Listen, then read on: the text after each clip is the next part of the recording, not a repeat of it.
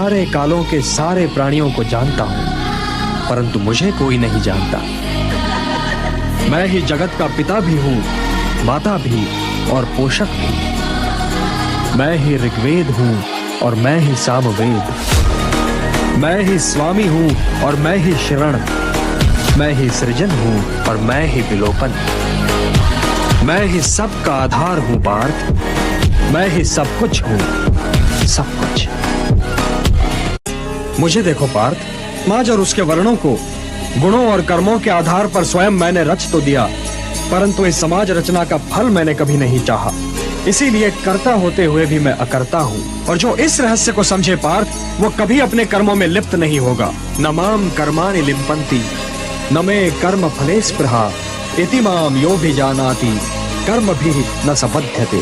मुझे कर्म फल की इच्छा नहीं है, जब ही तो कर्म मुझे दूषित नहीं कर पाते। तुम भी निष्काम कर्म करो पार्थ, और अपने कर्म पर अपने निहित स्वार्थ की छाया न पड़ने दो। इस रहस्य को समझो पार्थ कि तुम्हारे पास तो केवल करने या ना करने का विकल्प है। कर्म का परिणाम मनुष्य के वश में नहीं है। तुम सर्वश्रेष्ठ धनुर्धर हो, परंतु यदि तुम्हारा आखेट तनिक भी इधर से उधर हो जाए तो तुम चूक जाओगे। तुम्हारा अधिकार तुम्हारे वाण संधान पर है, तुम्हारा अधिकार तुम्हारी दृष्टि पर है, परंतु उस मृग पर तुम्हारा कोई अधिकार नहीं जिसकी ओर तुम बाण चला रहे हो।